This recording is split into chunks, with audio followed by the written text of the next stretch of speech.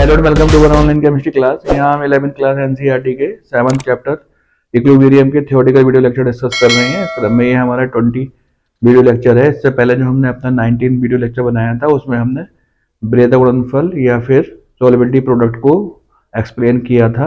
इस video lecture में हम विभेदक गुणनफल के अनुप्रयोगों को डिस्कस करेंगे। इस वीडियो लेक्चर की शुरुआत हम एक न्यूमेरिकल से करेंगे जिससे कि आपको विभेदक गुणनफल का कॉन्सेप्ट स्पष्ट हो सके। विभेदक गुणनफल का अधिकांश उपयोग हम गुणात्मक विश्लेषण में करते हैं, तो थोड़ा सा हम गुणात्मक विश्लेषण को भी रिवाइज करेंगे। गुणात्मक विश्लेषण क्या होता है, जिसको हम अंग्रेजी में क्वालिटेटिव एनालिसिस कहते हैं। तो पहले हम एक न्यूमेरिकल की बात करते हैं और फिर हम क्वालिटेटिव एनालिसिस और फिर उसके बाद हम विभेदक गुणनफल के अनुप्रयोगों का उसके ऊपर एप्लीकेशंस पढ़ेंगे। तो जैसा कि आप सामने ग्रीन बोर्ड पर देख रहे हैं, 2.0 गुणा 10 की घात माइनस के 6 मोल एजी आयन में 8.0 गुणा 10 की घात माइनस के 6 मोल Cl आयन मिलाने पर क्या AgCl का अवक्षेप बनेगा यदि AgCl की ज्ञात विभेदक गुणनफल स्थिरांक Ksp ज्ञात 1.6 गुणा 10 की घात माइनस के 10 हो।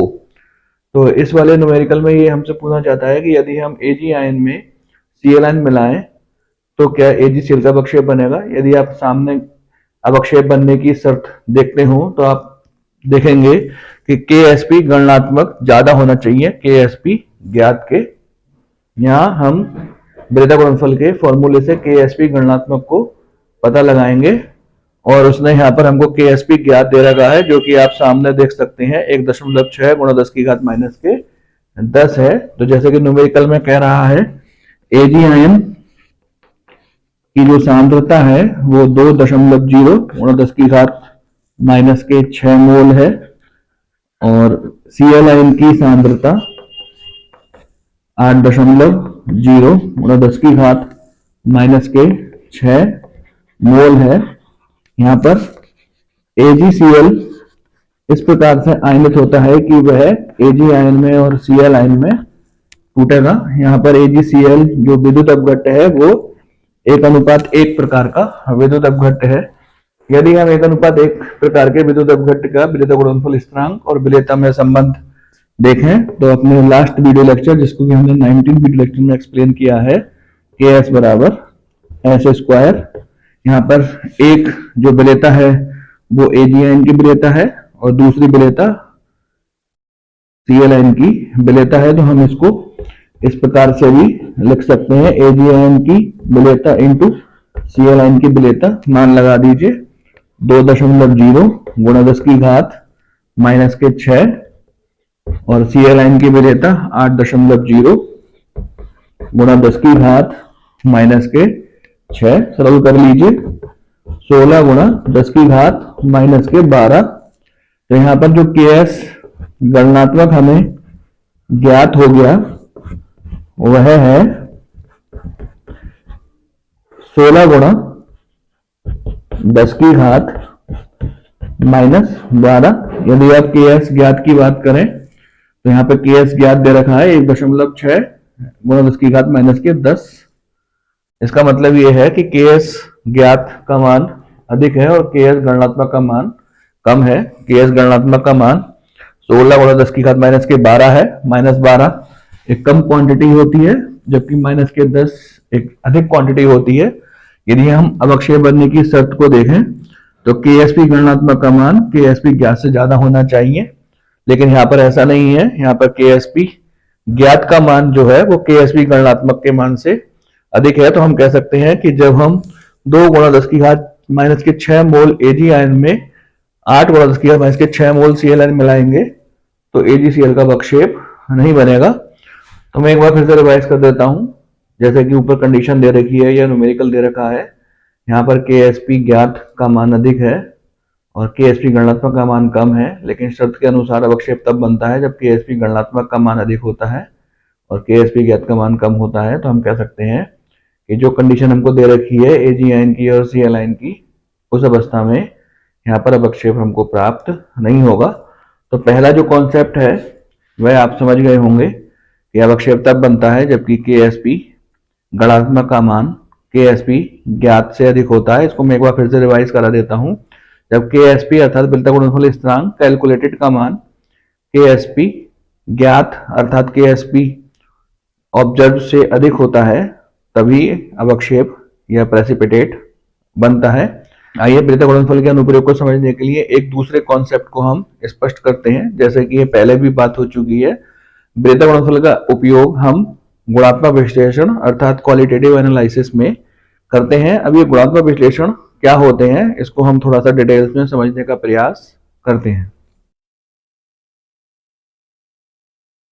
तो यहाँ पर हम वृत्त गुणनफल के अनुप्रयोगों को डिस्कस कर रहे हैं। पहला कॉन्सेप्ट अवक्षेप बनने की शर्त हम समझ चुके हैं। दूसरा कॉन्सेप्ट हम यहाँ पर समझने का प्रयास कर रहे हैं कि गुणात्मक विश्लेषण क्या होता है। इसके लिए हमने बहुत प्रारंभ से ही शुरू किया है। आप थोड़ा सा प्रैक्टिकल के पॉइंट ऑफ व्यू से समझिए कि हमारे केमिस्ट्री में 3 प्रैक्टिकल होते हैं। एक गुणात्मक विश्लेषण का प्रैक्टिकल होता है, एक कार्बनिक यौगिकों की पहचान का प्रैक्टिकल होता है और एक अनुमापन जिसे हम टाइट्रेशन कहते हैं उसका प्रैक्टिकल होता है। गुणात्मक विश्लेषण में हमें एक साल्ट दिया जाता है और उसमें हम अम्लीय मूलक और क्षारीय मूलक को खोजने का प्रयास करते हैं। जैसे मैं सामने एक साल्ट लिख देता हूं NaCl।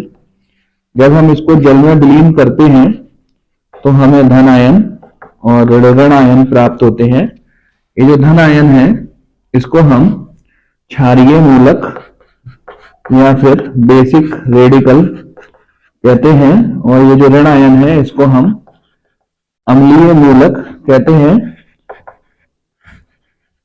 तो क्षारीय मूलक और अम्लीय मूलकों को समझाने के लिए हमने एक डिटेल वीडियो लेक्चर नंबर 15 बनाया है जिसमें कि हमने अरेनियस के एसिड बेस कॉन्सेप्ट को एक्सप्लेन किया है। एक बार आप अवश्य उसको देख लीजिएगा जिससे कि आपका क्षारीय मूलक और अम्लीय मूलक जिसे हम बेसिक रेडिकल और एसिडिक रेडिकल कहते हैं उसका कॉन्सेप्ट क्लियर हो सके। तो यहाँ पर फिर हम लौटते हैं। यहाँ पर हम गुणात्मक विश्लेषण की बात कर रहे हैं। गुणात्मक विश्लेषण में हमें एक साल्ट दिया जाता है, एक लवण दिया जाता है जिसका एक हिस्सा अम्लीय मूलक होता है और एक हिस्सा क्षारीय मूलक होता है। अम्लीय मूलक की पहचान और क्षारीय मूलक की पहचान हमको करनी होती है। अम्लीय मूलकों को हमने 3 भागों में बांटा हुआ है, पहला ग्रुप, दूसरा ग्रुप और तीसरा ग्रुप। जबकि क्षारीय मूलकों को हमने 6 भागों में बांटा हुआ है, शून्य ग्रुप, प्रथम ग्रुप, द्वितीय समूह, तृतीय समूह, चतुर्थ और पंचम और षष्ठ समूह। हमें यहाँ पे क्षारीय मूलकों की बात करनी है। यदि हम क्षारीय मूलकों को फिर से रिवाइज करें तो हम समझेंगे कि क्षारीय मूलक वह होते हैं जिन पर की धन आवेश होता है। लवण के वह हिस्से, साल्ट के वह भाग जो कि जल में विलीन करने पर धन आयन देते हैं उनको हम क्षारीय मूलक कहते हैं। तो आइए क्षारीय मूलकों को डिस्कस करते हैं। यहाँ पर मैंने क्षारीय मूलकों की एक टेबल बना रखी है। इस टेबल को मैंने 3 भागों में बनाया है। पहले भाग में मैंने यहाँ पर ग्रुप का नाम लिखा है, दूसरे भाग में ग्रुप रिएजेंट और तीसरे भाग में रेडिकल का नाम लिखा हुआ है और चौथे भाग में उसका अवक्षेप कौन से रूप में हमको मिलेगा ये हमने इसमें दिखाया है। यदि हम 0 ग्रुप की बात करें तो उसका कोई समूह अभिकर्मक नहीं होता और उसके अंदर NH4 क्षारीय मूलक रखा हुआ है, बेसिक रेडिकल रखा हुआ है। अब ये समूह अभिकर्मक क्या होता है? समूह अभिकर्मक या ग्रुप रिएजेंट वह अभिकर्मक होता है जिसकी उपस्थिति में उस समूह के मूलक अपना प्रभाव दिखाते हैं, या तो वह कलर चेंज कर देते हैं या फिर कोई गंध देते हैं या फिर कोई अवक्षेप देते हैं। तो समूह अभिकर्मक की प्रेजेंस में उस समूह के जो रेडिकल्स होंगे वो प्रभावी हो जाएंगे। जैसे कि यहाँ पर फर्स्ट ग्रुप का जो समूह अभिकर्मक है वो है तनु HCl। यदि लवण के अंदर सिल्वर आयन, लेड आयन और Hg2 आयन हुआ तो इस समूह के मूलक अपना प्रभाव दिखाएंगे और अपने अवक्षेप को AgCl के रूप में, PbCl2 के रूप में और Hg2Cl2 के रूप में वह दिखाना शुरू कर देंगे। इसी प्रकार से जो सेकंड ग्रुप है उसका भी एक समूह अभिकर्मक है। तनु HCl की उपस्थिति में यहाँ पर हम H2S प्रवाहित करते हैं और यहाँ पर Hg ion, Pb ion, bismuth ion, copper ion और कैडमियम आयन रखे हुए हैं जो कि सल्फाइड के रूप में अपने मूलक अवक्षेपित करते हैं और क्रमशः HgS, PbS, BiS, CuS, CdS के अवक्षेप देते हैं। सेकंड ग्रुप के कुछ रेडिकल्स आगे सारणी में दिए हुए हैं, उनका भी ग्रुप रिएजेंट तनु HCl और H2S है और यहाँ पे AS आर्सेनिक, एंटीमनी, टिन और इनके जो मूलक अवक्षेपित होंगे वो सल्फाइड के रूप में अवक्षेपित होंगे। इसी प्रकार से जो थर्ड ग्रुप है उसका जो समूह अभिकर्मक है NH4Cl की उपस्थिति में NH4OH हम डालते हैं। Fe ion, Al ion, Cr ion, और इनके जो मूलक अवक्षेपित होते हैं वह हाइड्रोक्साइड के रूप में अवक्षेपित होते हैं।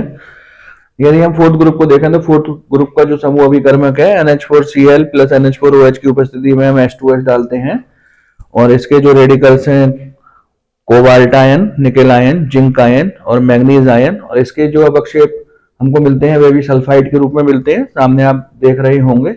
और यही हमारे इस वीडियो लेक्चर का उद्देश्य है। यदि हम थोड़ा सा यहाँ पर रोक करके अगर अपने वीडियो लेक्चर की उपयोगिता की बात करें तो हम देखेंगे कि सेकंड ग्रुप के जो रेडिकल्स हैं वो भी सल्फाइड के रूप में अवक्षेपित होते हैं, और जो फोर्थ ग्रुप के जो रेडिकल्स हैं वह भी सल्फाइड के रूप में अवक्षेपित होते हैं। इन्हीं दोनों बातों को हमें आगे लेकर के चलना है। वैसे हम अपना ये टॉपिक पूरा कर ले रहे हैं जिसमें कि हम गुणात्मक विश्लेषण में रेडिकल्स को डिस्कस कर रहे हैं, क्षारीय मूलकों को डिस्कस कर रहे हैं। यहाँ पर आप फिफ्थ ग्रुप देख रहे होंगे। फिफ्थ ग्रुप का जो समूह अभिकर्मक है NH4OH, NH4Cl की उपस्थिति में NH4 का होल ट्वाइस CO3 डालते हैं, और इसको हम BSC ग्रुप बोलते हैं। इसमें बेरियम, स्ट्रोंशियम और कैल्शियम मूलक रखे गए हैं, और इनके जो अवक्षेप है वो कार्बोनेट के रूप में अवक्षेपित होते हैं। इसके अतिरिक्त एक समूह और है जिसको कि हम 6 ग्रुप कहते हैं, उसके अंदर जो रेडिकल है वो मैग्नीशियम आयन है। इस वीडियो लेक्चर के अंदर हमको जो विलेयता गुणनफल का उपयोग पढ़ना है वो सेकंड ग्रुप और फोर्थ ग्रुप के बीच में पढ़ना है। हमने देखा कि सेकंड ग्रुप के जो रेडिकल्स हैं वो भी सल्फाइड के रूप में अवक्षेपित होते हैं, और जो फोर्थ ग्रुप के जो रेडिकल्स हैं वो भी सल्फाइड के रूप में अवक्षेपित होते हैं। यदि हम फिर से क्षारीय मूलकों के बारे में बात करें तो क्षारीय मूलकों की पहचान करने का एक सिस्टम है जिसके अंतर्गत हम लवण को जल में विलीन करके उसमें हम तनु HCl डाल देते हैं, या फिर लवण में ही तनु HCl डाल देते हैं। अगर फर्स्ट समूह के मूलक उपस्थित होते हैं तो वह यहाँ पर अपना प्रभाव दिखाते हैं। यदि फर्स्ट ग्रुप के मूलक या रेडिकल्स उपस्थित नहीं होते तो उनका कोई प्रभाव नहीं होता। इस विलयन को हम छान लेते हैं, और ये जो नीचे छंदित आता है जिसको हम निष्यंत बोलते हैं, उससे हम आगे की टेस्टिंग करते हैं। उसी के अंदर हम H2S गैस प्रवाहित करते हैं, और यदि तनु HCl तो हमें पहले से ही उसके अंदर घुला हुआ है, और इस प्रकार H2S गैस प्रवाहित करने पर यदि कोई परिवर्तन आता है तो हम कह सकते हैं कि सेकंड ग्रुप के मूलक यहाँ पर उपस्थित हैं। और यदि कोई प्रभाव नहीं होता, कोई परिवर्तन नहीं होता, तो फिर हम इसको छान करके, इस विलयन को छान करके तेज गर्म करते हैं, और तेज गर्म करने के उपरांत उसमें हम थर्ड ग्रुप के जो अभिकर्मक है NH4Cl की उपस्थिति में NH4OH वो प्रभावित करते हैं। यदि हम सेकंड ग्रुप के विलयन को छानते हैं और तेज गर्म करते हैं तो उसमें घुली हुई जो H2S है वो बाहर निकल जाती है, और उसके पश्चात उसमें हम थर्ड ग्रुप के समूह अभिकर्मक NH4Cl की उपस्थिति में NH4OH डालते हैं, जिससे कि थर्ड ग्रुप के मूलक यदि हो तो वह हाइड्रोक्साइड के रूप में अवक्षेपित हो जाते हैं। यदि कोई हमको अवक्षेप प्राप्त नहीं होता है तो हम उसके अंदर पुनः H2S गैस प्रवाहित कर देते हैं, और यदि चौथे समूह के मूलक उपस्थित होते हैं तो वह वहां पर अपना प्रभाव दिखाते हैं। यहाँ पर जो हमको बात करनी है वो सेकंड ग्रुप और फोर्थ ग्रुप की बात हमको करनी है। दोनों के ही रेडिकल या मूलक सल्फाइड के रूप में अवक्षेपित होते हैं। तो यदि मैं फिर से रिवाइज करूं तो ओवरऑल हमको दो बातें समझ में आई। पहली बात हमको ये समझ में आई कि अवक्षेप बनने की शर्त ये है कि गणनात्मक Ks या विलेयता गुणनफल का मान अधिक होना चाहिए ज्ञात Ks से। और दूसरी बात जो हमको समझ में आई वो ये है कि सेकंड ग्रुप के जो क्षारीय मूलक हैं वो भी सल्फाइड के रूप में अवक्षेपित होते हैं, और फोर्थ ग्रुप के जो मूलक हैं वो भी सल्फाइड के रूप में अवक्षेपित होते हैं। तो ऐसा क्यों ना हो जाए कि सेकंड ग्रुप के टेस्टिंग करते समय फोर्थ समूह के ही मूलक वहां पर अवक्षेपित हो जाए। ऐसा हो सकता है, ऐसा ना हो इसीलिए हम यहाँ पर HCl का यूज करते हैं। आपने देखा जो ये सेकंड ग्रुप है उसका समूह अभिकर्मक H2S की उपस्थिति में HCl है। H2S एक दुर्बल विद्युत अपघट्ट है जबकि HCl एक प्रबल विद्युत अपघट्ट है। आप यहाँ पर देखेंगे कि समान प्रभाव के कारण दुर्बल विद्युत अपघट्ट के आयरन की मात्रा घट जाती है। तो इसी को लेकर हमको आगे की ओर बढ़ना है। तो विलेयता गुणनफल के अनुप्रयोग समझने के लिए जितनी जरूरी टर्म थी वो हम समझ चुके हैं। मैं एक बार फिर से आपको रिवाइज कर देता हूँ। अवक्षेप बनने की शर्त हमने समझ ली। अवक्षेप बनने की शर्त यह है कि गणनात्मक विलेयता गुणनफल का मान अधिक होना चाहिए ज्ञात विलेयता गुणनफल से। यदि ये बराबर भी होगा तो अवक्षेप नहीं बनेगा। जैसे कि आप सामने यहाँ पर देख सकते हैं Ks गणनात्मक का मान अधिक होना चाहिए Ks ज्ञात से। दूसरा जो कॉन्सेप्ट है वो है क्षारीय मूलकों का। क्षारीय मूलकों का कॉन्सेप्ट हम समझ चुके हैं। क्षारीय मूलक क्या होते हैं, उनका क्या समूह अभिकर्मक होता है और वह किस रूप में अवक्षेपित होते हैं। क्षारीय मूलकों में हमको केवल सेकंड ग्रुप और फोर्थ ग्रुप की ही स्टडी करनी है, क्योंकि दोनों के मूलक सल्फाइड के रूप में अवक्षेपित होते हैं। हमको यहाँ पर यह समझना है कि सेकंड ग्रुप के मूलकों के साथ ही कहीं फोर्थ ग्रुप के मूलक अवक्षेपित ना हो जाए। तो यहाँ पर हमको क्षारीय मूलकों के सेकंड ग्रुप में HCl की उपयोगिता को पढ़ना है। HCl एक प्रबल विद्युत अपघट्य है, जबकि H2S एक दुर्बल विद्युत अपघट्य है। यहाँ पर समान प्रभाव हो जाता है और कम सल्फाइड आयन अवक्षेपित होते हैं। तो आप देख सकते हैं कि सेकंड ग्रुप के जो सल्फाइड हैं उनका ज्ञात विरेता गुणनफल स्थिरांक या ज्ञात Ks बहुत कम है, 10⁻⁻72, 10⁻⁻53।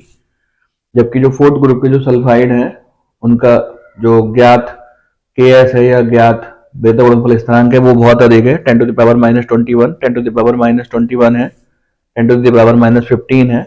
ये ही सेकंड ग्रुप में HCl की उपयोगिता है। आप यहाँ पे देखें तो H2S हम HCl की उपस्थिति में प्रभावित करते हैं। H2S एक दुर्बल विद्युत अपघट्य है जो कि कम आयनित होता है, जबकि HCl एक प्रबल विद्युत अपघट्य है जो कि अधिक आयनित होता है।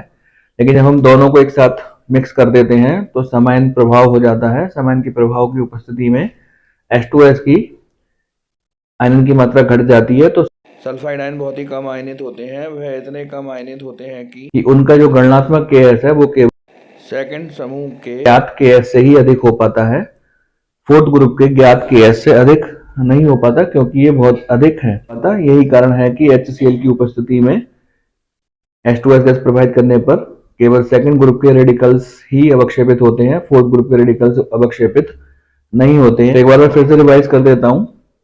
यहाँ पर जो H2S है वो हम HCl की उपस्थिति में प्रभावित करते हैं, जिससे कि समान प्रभाव हो जाता है। समान प्रभाव की उपस्थिति में दुर्बल विद्युत अपघट्य के आयन की मात्रा घट जाती है और सल्फाइड आयन बहुत कम आयनित होते हैं, जिससे कि सेकंड ग्रुप के मूलकों का गणनात्मक Ks केवल सेकंड ग्रुप के मूलकों के ज्ञात Ks से ही अधिक हो पाता है, फोर्थ ग्रुप के ज्ञात Ks से अधिक नहीं हो पाता, जिससे कि केवल सेकंड ग्रुप के मूलक ही यहाँ पर अवक्षेपित होते हैं।